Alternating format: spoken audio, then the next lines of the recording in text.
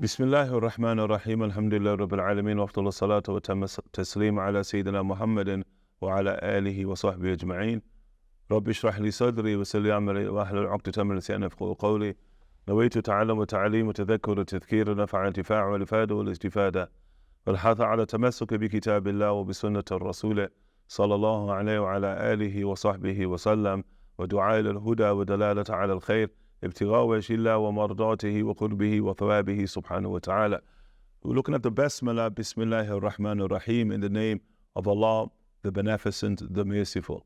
And we said that the Basmala consists of 5 words: be, in, ism, the name, Allah, of God, of Allah, Ar-Rahman, the Beneficent, Ar-Rahim, the All-Merciful. And so we explain, inshallah ta'ala, each and every single one of the words inside of the Basmala. And the be, in the language of the Arabs, the be, in, it's what you call a harf jar. You call this a genitive agent, a genitive agent. Okay? It has multiple meanings. Of the most difficult things inside the language of the Arabs is to understand these particles, these huruf. And from amongst them is also the huruf al-jarri, the genitive agents or the genitive particles, in that they don't have any type of intrinsic meaning. They don't mean anything in and of themselves, but rather meaning is quote-unquote gathered from the context. It's the context in which they're used. This is what you're going to call extrinsic meaning. It's the context in which they're used that will bring forth a connotation or a meaning implied or intended. And so Allah subhanahu wa ta'ala, the Basmala will begin with be. And the several things we discern from it. The Imams, rahimahullah ta'ala, they want to sort of tend towards the be being what they call ala. And what it means ala, when you say in, like in the name of, you're speaking about the employing of an instrument in order to achieve your objective. That's what they want. That you're employing some type of instrument in order to achieve your objective. Now you say, well, give us an example. An example here, we used the school of Imam Abu Hanifa, rahimahullah ta'ala, where Allah subhanahu wa ta'ala, in the ayah of wudu, in the verse of wudu, Allah subhanahu wa ta'ala says, wamsah bi. It's that bi we want. Wamsah bi ru'usikum. Okay, wamsah bi ru'usikum. So Imam Abu Hanifa, rahimahullah ta'ala, he said, when Allah ta'ala says, wamsah, wipe, bi ru'usikum, we translate it literally, with your head. And when you wipe with your head, Allah subhanahu is wipe your head with an instrument. That's how Abu Hanifa understands the verse. Wipe your head with an instrument. And Imam Abu Hanifa says the instrument you use to wipe your head is your hand. Then Abu Hanifa and the Sahibain are going to say, well, the hand is 1/3 or 1/4 of the head. And so from that they derive wujub, and it's wajib, that according to Hanafi law, to wipe 1/3 or 1/4 of the head. That meaning they gather from the interpretation of the harf jar bi. Okay? Other schools are going to see something different. Like Imam Shafi'i says, no, the bi means something completely different here. He said the bi means what's called tab'id. Tab'id means it's a partitive. It's alluding to I wipe, Allah saying wipe a part of your head. And so now the Shafi'i fuqaha, they're going to say one single strand of hair, or even part of a strand of a hair. That's what's wajib. Imam Malik says, no, the bi here means za'ida, it's ziyada.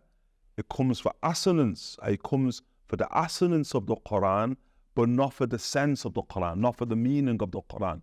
Okay? It's about the sound, how the Quran is recited, but it does not bequeath any meaning, even contextually.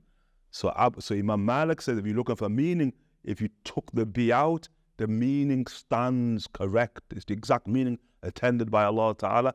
Wamsah bi ru'usikum, wamsah ru'usakum. I wipe all of your head. And so the Malik school, you must wipe the entire head. And so the point we're getting, which is important, is Allah Ta'ala begins with something as simple as it may seem. There's degrees of complexity to it. Here the Imams rahimahullah Ta'ala, in terms of Allah's usage in the book subhanahu wa ta'ala, they want to tend towards the interpretation of aforementioned, although it's not the same context, but interpretation aforementioned of Imam Abu Hanifa, that the B, ay Bismillah, yani, is the employment of some type of instrument or means. Okay? That's what they want. Illa, they don't want to use the word Allah. We can't call this an Allah because they see that's qillat al-adab ma'Allah ta'ala. You have a bad adab would like to say the name of God is some type of instrument at your total disposal by virtue of which you can achieve your objective. They say it lacks adab. So instead of saying the ba here is lil ala, they say the ba here is lil musahaba. So you're going to say it's from musahaba. With the ba, you're seeking a blessed association. You want to be associated with the name of God. Or the act at hand, you want the association of God's name as a means of procuring His mercy, subhanahu wa ta'ala, grand and subtle. Hakada the Imams, rahimahullah ta'ala, want in our interpretation of what? Of the B. The B. Okay? B. Likewise, it's also important to understand is that a harf jar in the Arabic language cannot exist in isolation. Cannot exist in isolation, a harf jar. Okay? Yani it's yani mu'allaq with its majroor, muta'allaqani, it's attached to something else. And the Imams rahimahullah can discuss inside the Quran. Yani, what is it attached to? Is it attached to a verb? Or is it attached to a noun? Okay? Is the verb muqaddam? Is it before it? The harf jar? Or does it come after it? Because the Imams can ask. If the verb or the noun, whichever way you choose, is it am or khas? Is it generic or is it specific? The Imams rahimahullah ta'ala can discuss it. So understand that there's a discussion behind this, but obviously we're dealing with a text that is introductory in nature. Okay? So you say, what's the upshot of that? When you say Bismillah, why are you saying Bismillah? What is the act? You get the point? The act that you are doing, quote unquote, that you want the blessed association of the divine name, Jalla Jalala wa Ta'ala. Okay? There is an act.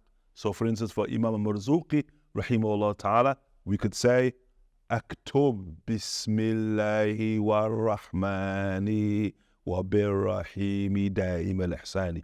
We could say, it's like as if he's saying, I am writing in the name of Allah and the Beneficent, and through that name, the All-Merciful, of perpetual goodness extended. So he's speaking, I'm writing. If he was dictating, I'm dictating.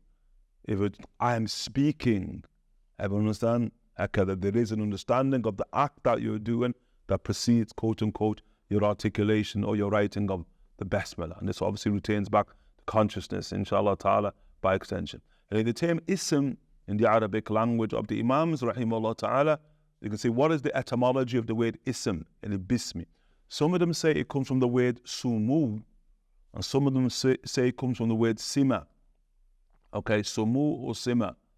And this in language is these two great schools of Iraq, the school of Basra, the school of Kufa. Okay, it's often going to be. With the school of Basra, I'm going to say that the word ism, its etymology is found in the term sumu.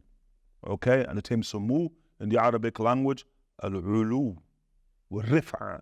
It means something that is raised or high. Okay, the word for name in the Arabic language, it connotes, it found its linguistic origin as something that is high, something that is lofty, okay, something that is raised. And the school of Kufa, they're going to mention that what their opinion is that the word ism in the Arabic language comes from the term sima. Sima. Okay? And so that is a different etymological root that they're looking at. Sima, a wow, a seen, and a meme. Like someone has the name Wasim. So that term Wasim from the term Sima. Okay? And so that now is about a distinct mark, like a mark of distinction. Okay? And so again, we're using this for context, i.e. that names are lofty. They're high. They should be esteemed names, okay? But also they should be names or marks of distinction, okay? And no doubt whatsoever, the names of Allah subhanahu wa ta'ala are high. No doubt the names of Allah subhanahu wa ta'ala are lofty in every respect. Even the first name that Allah ta'ala printed upon that lofty sphere of the universe, La ilaha illa Allah, raised to it. And just like the name of the Prophet sallallahu alaihi wasallam, وَرَفَعْنَا لَكَ ذِكْرَكَ, we've raised your name to where? Muhammad Rasulullah. And so the name should be lofty, name should be raised, name should be revered, name should be esteemed. We can understand linguistically, but also they should be marks of distinction. Okay? And that, as we said, it holds true in every perfect regard for the names of Allah Jalla Jalaluhu wa Ta'ala Azamatuh, and it's in His name that we begin. Subhanahu wa Ta'ala, the Imam Rahimahullah Ta'ala, in the name of Allah Jalla Jalaluhu wa Ta'ala Azamatuh. Thereby, in the name of Allah. And so the Imams Rahimahullah Ta'ala are going to say the name of Allah Subhanahu wa Ta'ala, Allah, it is the proper name for the one who is worshipped in due right. That Allah Subhanahu wa Ta'ala, the one who is worshipped in due right, no matter what language is employed to express, quote unquote, that name, His proper name, Subhanahu wa Ta'ala, is Allah. And with that, the proper and perfect articulation of the proper name of the Divine Subhanahu wa Ta'ala manifested upon the tongue of the Prophet sallallahu alaihi wa alihi wa sallama, wahda, alone. Whereas all the other prophets, especially the Semitic prophets, they would articulate His names, Allah, Elohim. They're like derivatives of the name Allah, very closely related, first cousins, second cousins of the name Allah, inside the language of Syriac, the language of Ibrahim, inside the language of Hebrew, the language of Moses, inside the language of Aramaic, the language of Jesus. They're closely related Semitic terms, but it's not the perfect and proper term for Him Subhanahu wa Ta'ala that manifested upon the tongue of truth, the tongue by virtue of which belief is known, the tongue of the Prophet sallallahu alaihi wasallam. And so that there is His proper name, Jalla Jalaluhu wa Ta'ala Azamatuh, and it signifies the one who is characterized by all perfection and absolved from all deficiency. Okay, Allah Subhanahu wa Ta'ala, Allah Ta'ala characterized by all perfection, kamilat wal kawamil Subhanahu wa Ta'ala, munazzah an jami' an naqais. But Allah Subhanahu wa Ta'ala likewise is absolved of all imperfection and all deficiency. Jalla Jalaluhu wa Ta'ala Azamatuh, and that is signified by His name, Jalla Jalaluhu wa Ta'ala Azamatuh. Imams can discuss as to whether the name of Allah Subhanahu wa Ta'ala has an etymological root in the Arabic language or not. Does it mean anything in the Arabic language or not? Or is it just His proper name? And so far from the Imams who say that the name of Allah Ta'ala, and Allah, the name Allah, has meaning for Lughat al-Arab, and it has a linguistic root, then Imams mention a few in that regard. They mention it can allude to the one who is worshipped, and as we said, the one who is worshipped in due right. It can also allude to the one upon whom His creation is truly dependent. This language of the Arabs, the name Allah. Like, so what does Allah mean? If you're of those who follow the scholars who say it means something, then you have 6 possibilities. The one who is worshipped, the one upon whom creation is truly dependent, the one who infatuates, Jalla Jalaluhu wa Ta'ala Azamatuh, and the one who bewilders, yubhir, and removes, quote unquote, all sense of mind. He's beyond the confines of human mind. The one who's beyond perception, la tudrik al-absar huwa yudrik al-absar subhanahu wa ta'ala, the one who's hidden. Okay, it has what? 6 of one, different meanings, linguistically, the name Allah Jalla Jalaluhu, wa Ta'ala Azamatuh. Okay, the Imams also will mention that the name Allah is what we call Lafz al-Jalala. Okay, Lafz al-Jalala, which means the majestic utterance.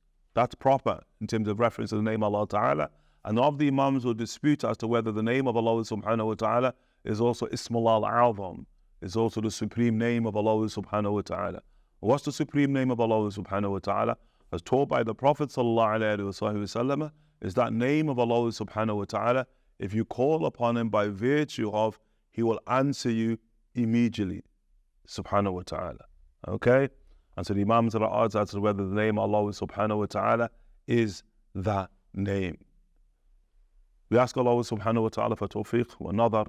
Wa sallallahu ala Sayyidina Muhammadin wa ala alihi wa sahbihi wa sallam.